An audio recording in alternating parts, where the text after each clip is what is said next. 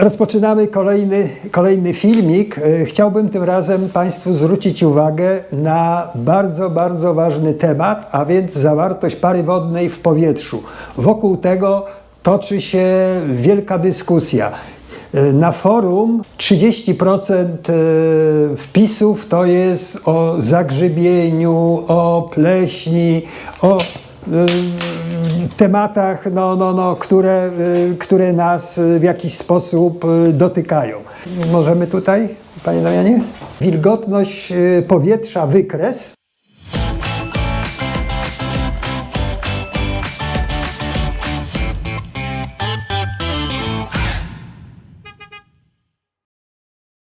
Ja zaraz ten wykres pokażę. I na tym wykresie Państwu zwrócę uwagę, jak należy na ten wykres patrzeć.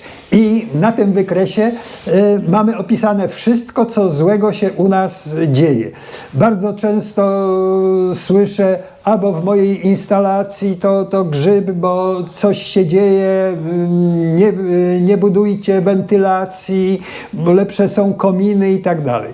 No to można by było zwrócić uwagę, że nie róbmy innych rzeczy, że w instalacjach znajduje się zawilgocenie, to w większości wypadków są albo złe rozwiązania, albo zła eksploatacja.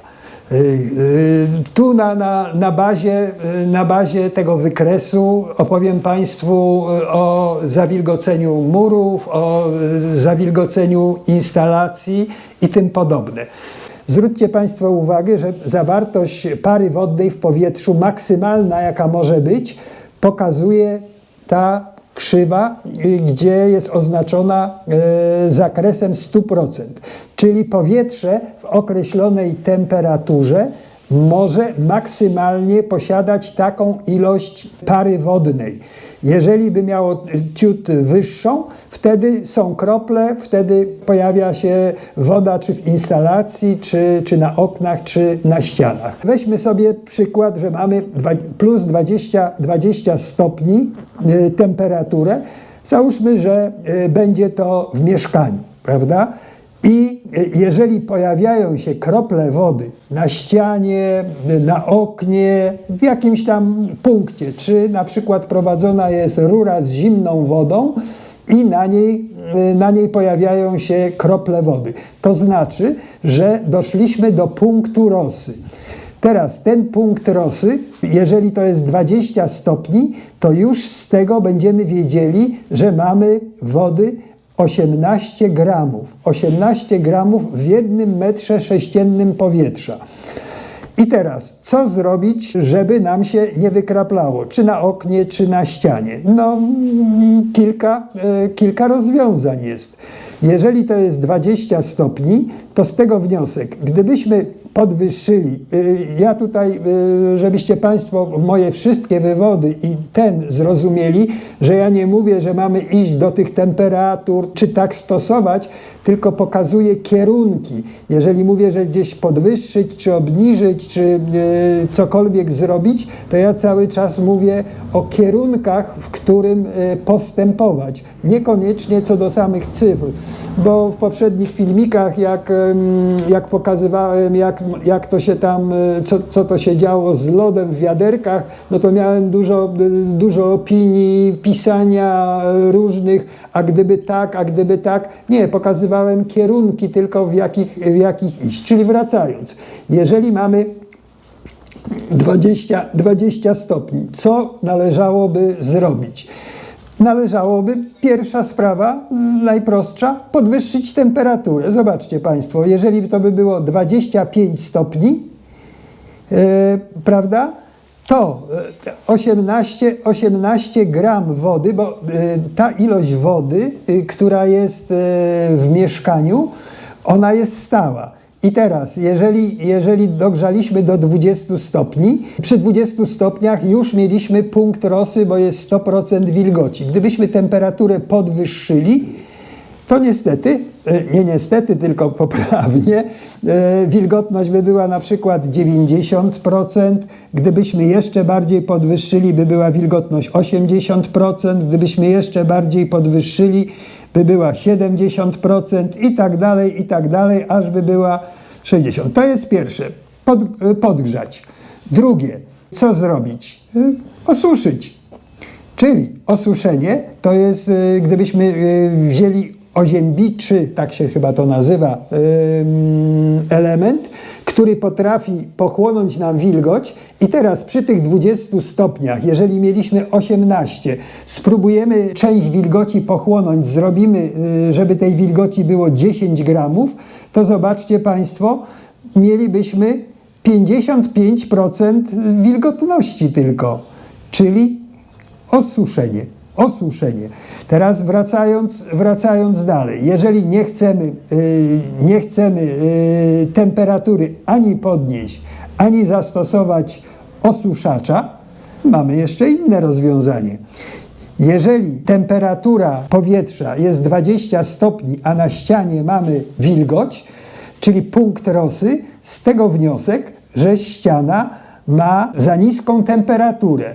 Co trzeba wtedy zrobić? No wtedy trzeba albo docieplić ścianę z zewnątrz, albo docieplić ścianę wewnątrz. Jeżeli okaże się, że na przykład mamy narożnik, gdzie tylko występuje wilgoć, to być może nie ocieplać całego domu, tylko narożnik czy element przy oknie.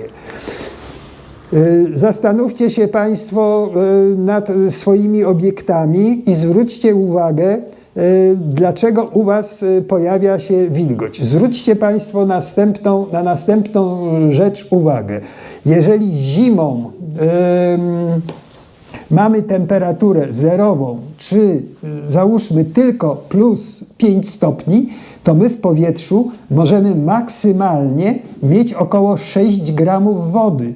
Czyli tu nam, wprowadzając nawet zimne powietrze, nic się nie dzieje, tylko ważne, żeby to powietrze, które wpłynęło, żeby one nie dotykało elementu, który to powietrze schłodzi, bo jak schłodzi, przesuwamy się w dół, no to tu występują wszędzie krople rosy. Musimy wiedzieć i bardzo często ludzie opowiadają, nie budujcie wentylacji, bo tam grzyb, bo tam woda, bo tam się coś skrapla. Oczywiście będzie się skraplać, bo mamy za słabą izolację. Czyli gdybyśmy wyizolowali lepiej rurociągi, czy zabezpieczyli je w jakiś sposób, obniżając wilgotność powietrza wprowadzającego, podnosząc temperaturę powietrza lub ocieplając element wentylacyjny w taki sposób, żeby nie następował punkt rosy.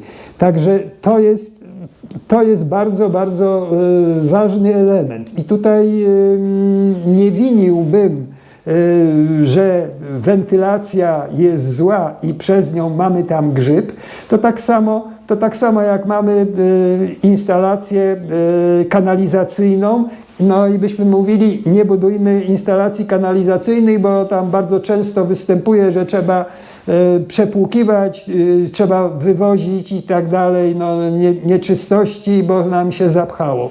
To jest wada montażu czy wada eksploatacji. Zastanówmy się cały czas nad tym, bo tak jak powtarzam, jeżeli tworzy się wilgoć, to albo podnieść temperaturę, albo coś osuszyć, albo element, na którym się skrapla, zabezpieczyć, żeby on nie chłodził tej atmosfery.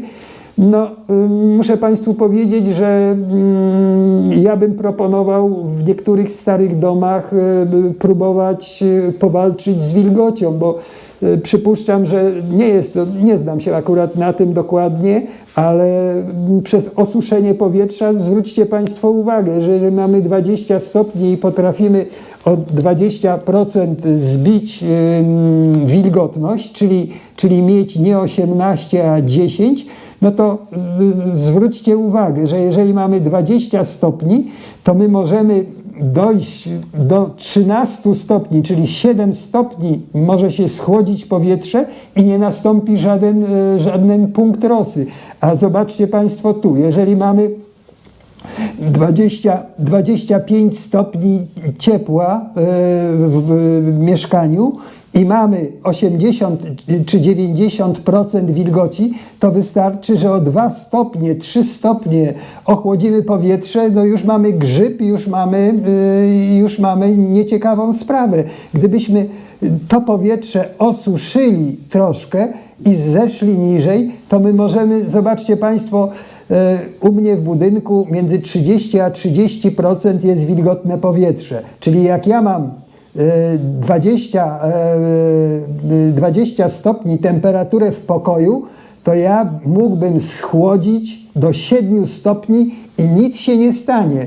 13 stopni jestem w stanie schłodzić sobie temperaturę i nie będzie żadnej kropli rosy. Jak ktoś ma 20 stopni i ma 90% wilgoci, to wystarczy, że o 3 stopnie spadnie mu temperatura i to bardzo łatwo spadnie i wtedy już ma punkt rosy, już ma grzyb, już ma problemy. Poczytajcie Państwo w tym temacie, żeby poszerzyć sobie wiedzę, bo na bazie tego wykresiku i sprawdzenia zwykłym przyrządem za 100 zł, jaka jest wilgotność i jaką możecie ewentualnie uzyskać i w którym miejscu się znajdujecie, jeżeli chodzi o temperaturę i wilgotność, możecie sobie poradzić i zupełnie zmienić swój sposób bytowania, mieć o wiele lepszy komfort niż dotychczas to żeście mieli. Nie wiem, czy ten temat wyjaśniłem w miarę dobrze.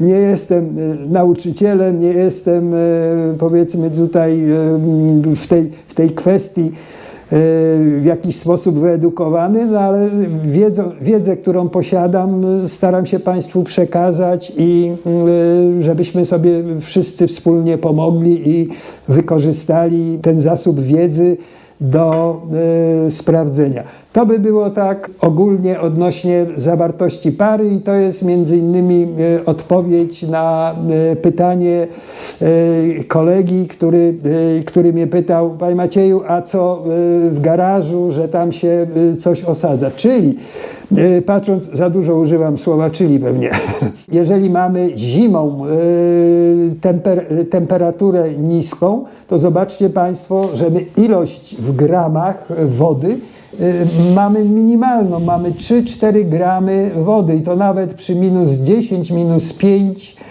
stopni, czyli tam powstała, wilgoć, która powstaje, to może być jeszcze inna przyczyna. Wtedy doprowadzając powietrze, które by miało, załóżmy, zobaczcie Państwo, między 40 a 80% wilgotności, to tutaj te ilości pokazują, że mamy tutaj 12 gramów wody, tu, że mamy 25, a te same wykresy tu w zakresie temperatur minus 5, minus 10, 2-3 gramy wody. I tutaj nie powinny występować punkty rosy, ale jeżeli występują, to próbować to w jakiś sposób, czy osuszaczem pomóc, czy zwykłą wymianą powietrza. Bo jeżeli wprowadzimy powietrze o zawartości 80%, no to mamy tutaj w granicach 2,5 grama. Gdybyśmy wprowadzili 40% powietrze, no to już mamy gram 1,5. To woli wyjaśnienia. No ja też nie potrafię wszystkich kwestii Państwu wytłumaczyć, ale to, co wydaje mi się za zasadne i co by mogło być pomocne dla Państwa, staram się przekazać. Może nieudolnie, ale jakoś pewnie. No to tak by było ogólnie. A jak ja już będę kończył ten temat, a chciałem Państwu pokazać To jest moja działka przed rozpoczęciem budowy. I na jedną rzecz bym chciał Państwu zwrócić uwagę, bo tak jak w pierwszym odcinku wyjaśniałem, że bardzo ważne jest, jak wygląda położenie działki względem stron świata, to podałbym tutaj taki prosty przykład. No, gdzieś znalazłem jakąś działkę, czy ktoś powiedział i tak dalej, jak ona jest usytuowana, nie wiem. Można zrobić sobie taki prosty test. Przyjechać na tą działkę dokładnie o godzinie 12 w południe i zobaczyć wtedy na słupie telefonicznym, telegraficznym, czy wbić patyk w ziemię i jeżeli o godzinie 12 słońce zrobi cień, to będziemy wiedzieli, że dokładnie mamy północ, czyli od południa świeci słońce i cień pada na północną stronę. Już wiemy, droga dojazdowa do działki jest usytuowana i wtedy wiemy, że jeżeli wybudujemy dom i o godzinie 12 rzuca cień, to wtedy nie będzie o 12 cienia na ścianie wschodniej i zachodniej. To tak dla zorientowania się, nie potrzeba kupować kompasu, tylko przyjechać na działkę o określonej godzinie. Dobra, to tak ja bym tutaj tym akcentem zakończył odcinek. Dziękuję.